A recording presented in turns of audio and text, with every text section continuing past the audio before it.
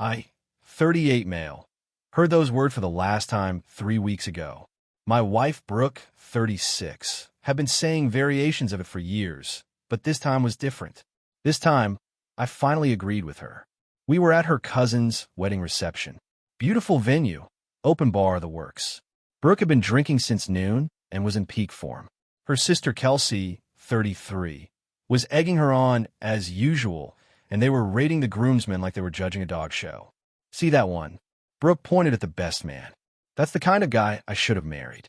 Tall, probably makes 6 figures, doesn't wear cargo shorts to restaurants. Qley laughed. Girl, you could have had anyone. Remember Trevor from college? He's a surgeon now. Don't remind me, Brooke said, loud enough for our entire table to hear. Then she turned to me. You're lucky I even married you, honestly. My therapist says I have a savior complex. I set down my fork. You're right. I'm lucky. She blinked, probably expecting me to get defensive like usual. Damn right you are. No, really. You've opened my eyes to so much. Thank you. She narrowed her eyes, trying to figure out if I was being sarcastic. I just smiled and went back to my salmon. What Brooke didn't know was that I'd been documenting everything for months. Every insult, every humiliation, every time she'd made me feel worthless. My therapist, a real one, not whoever Brooke claimed to see, had suggested keeping a journal. Said it would help me process things. It did more than that. See, Brooke thought she was the prize in our marriage.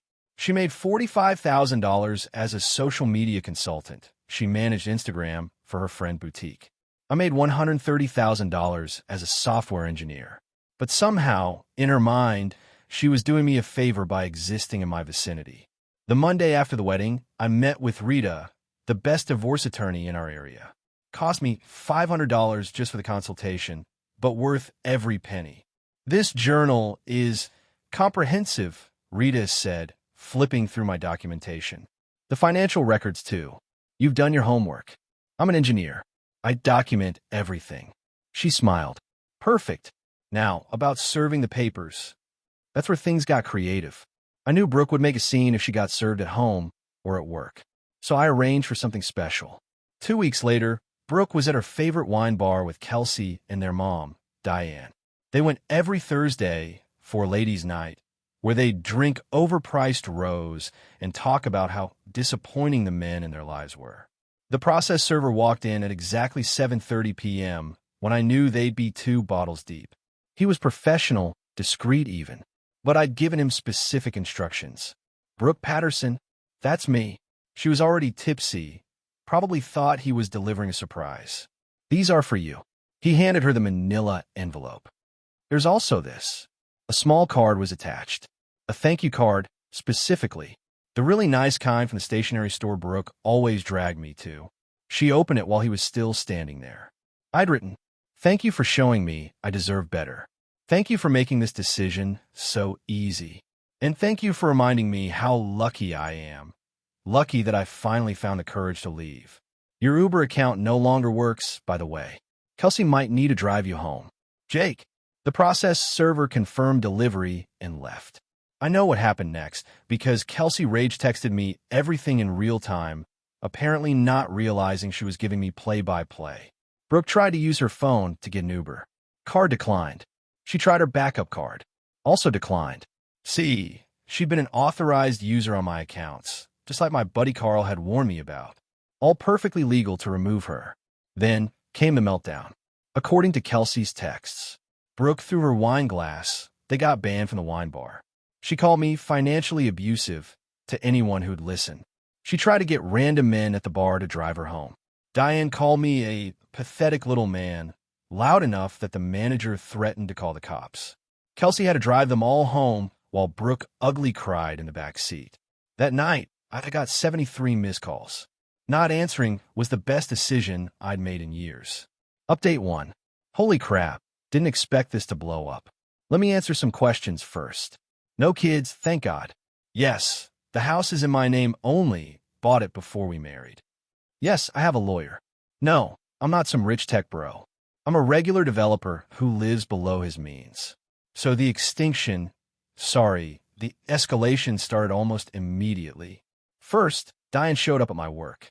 Security had to escort her out. She was screaming about how I was destroying her baby girl and how real men don't abandon their wives. My boss, Marcus, cool guy, went through a nasty divorce himself, called me into his office. Jake, I'm not gonna lie, that was entertaining, but maybe work from home for a bit. I've been remote since. Then Brooke discovered I'd canceled her gym membership, Netflix access, and Spotify Premium. You'd think I'd committed war crimes. She posted on Facebook because, of course, when you realize you married a narcissist who controls everything. He even canceled my yoga membership. This is abuse. Ladies, watch for these red flags. Triangular flag, triangular flag, triangular flag. Her friends ate it up. Comments like, "You deserve so much better, hon." King behavior would be paying for your lifestyle even after divorce nail polish. Small dick energy for real. My friend Derek screenshot everything and sent it to Rita. Rita just replied, "Christmas came early, but here's where Brooke messed up. She didn't just want sympathy, she wanted revenge." She called my mom, my mother. This woman had the audacity to call Patricia the sweetest woman alive and tell her that I was probably gay, and that's why I was intimidated by a strong woman. My mom's response? "Oh, honey, if he were gay, he'd have better taste than you." Patricia with the burn. I'm getting that embroidered on a pillow. Then came the financial reality check. Brooke met with a lawyer, Diane's friend who does mostly traffic tickets. He told her the truth. No alimony. Marriage was too short. She has a job. No claim to the house. She need to refinance her car loan without me as co-signer. She owes me $3,200 for the vacation we'd booked, but not taken. The vacuum cleaner noise you hear? That's her lawyer sucking all the delusion out of the room. Kelsey texted me. She's having a breakdown. This is your fault. I reply, "Okay." She sent 14 more messages. I didn't read them. Update 2. Buckle up because Brooke went from entitled to unhinged. It started with the car. She couldn't refinance the loan. Her credit score was 580. 580. How do you even get it that low? Apparently, she'd been opening credit cards I didn't know about and maxing them out on investments, MLM products rotting in Diane's garage. The bank gave her 30 days to figure it out or they'd repo the car. Her solution? She tried to sell her wedding story to a lifestyle blogger. I'm not joking. She pitched it as how I survived marrying a tech bro sociopath. The blogger, bless her, Googled me and found my LinkedIn. She messaged me asking if I wanted to comment. I sent her the thank you card story and Brooke's Facebook rants. The blogger decided not to run the story, but she did write about the audacity of delusion in modern divorce. Brooke wasn't named, but anyone who knew her could tell. Then things got genuinely stupid. Brooke decided she was going to become a divorce coach. Started an Instagram account at Phoenix Rising Divorcee. Her bio read, "Survivor of narcissistic abuse, helping women rise from the ashes of toxic marriages. Venmo me for coffee hot beverage." Her first post was a selfie crying in her car with a caption, "He took everything, but he couldn't take my spirit." She got 43 likes. 40 were from bot accounts. Meanwhile, the divorce was moving forward. Rita was a shark. We had a settlement conference scheduled, and Brooke showed up in a white pantsuit to a divorce settlement where she was getting divorced. The mediator actually asked if she was feeling okay.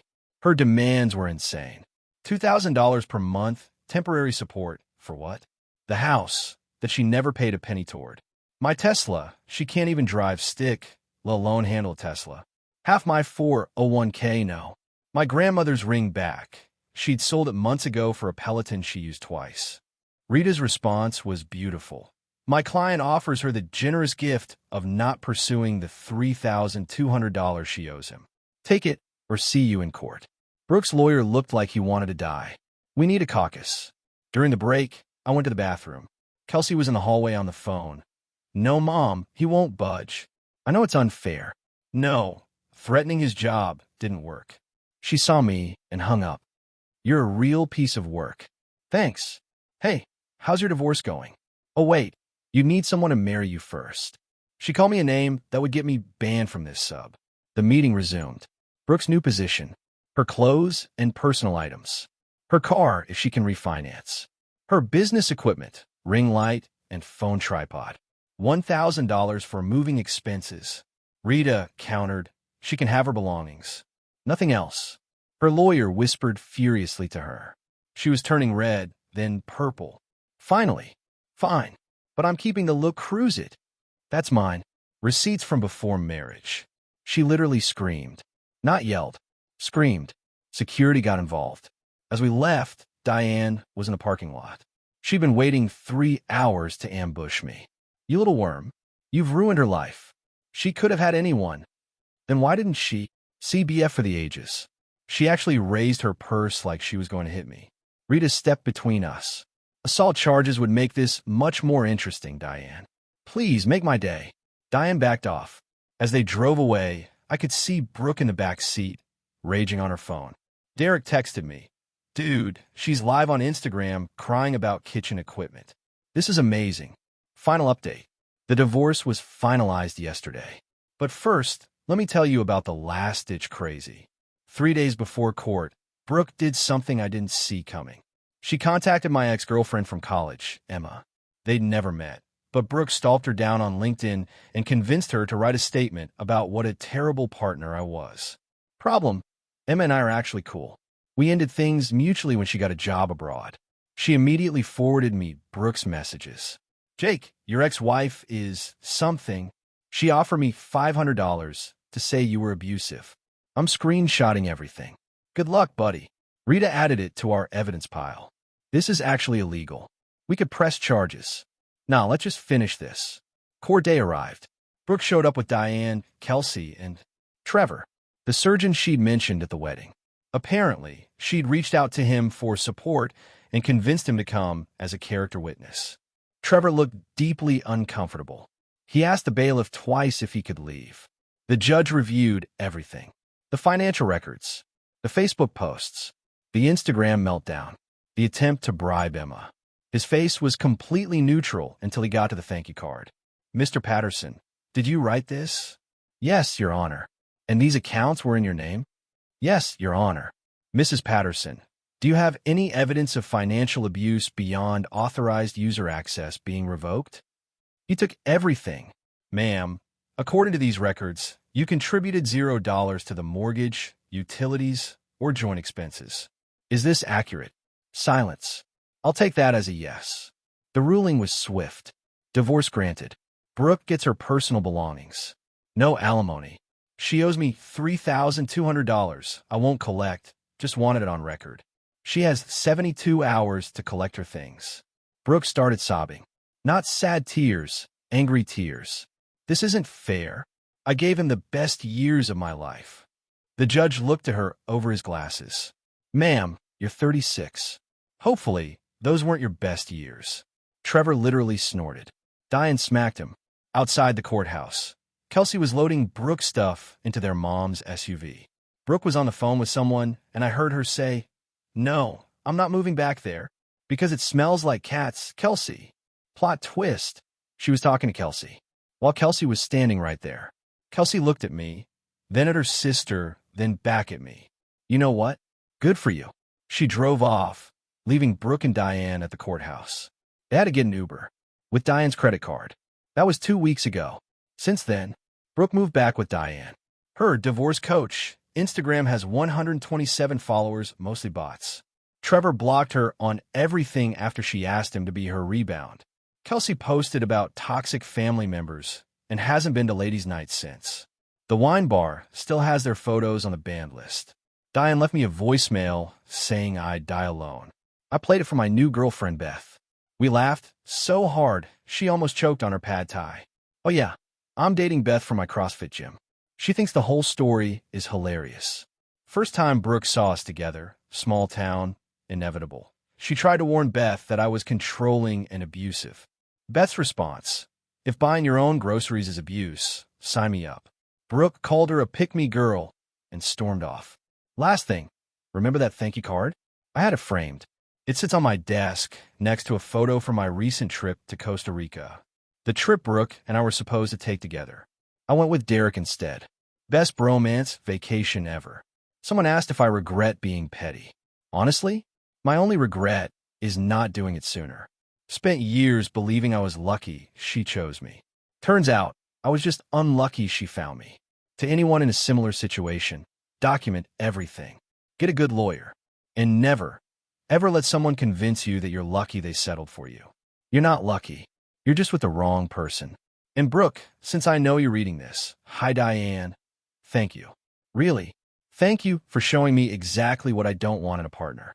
Thank you for the motivation to improve myself after you left. And thank you for that wine bar meltdown. Rita says it's the best story she's told at lawyer conferences. I'm lucky. Lucky I got out. Edit. Stop asking for Beth's Instagram. Also, Diane, stop making fake accounts to comment. Your typing style is very distinctive, especially when you capitalize random words for emphasis. Edit 2. Brooke started a GoFundMe for rebuilding after abuse. It raised $47 from Diane. Even her MLM friends didn't contribute.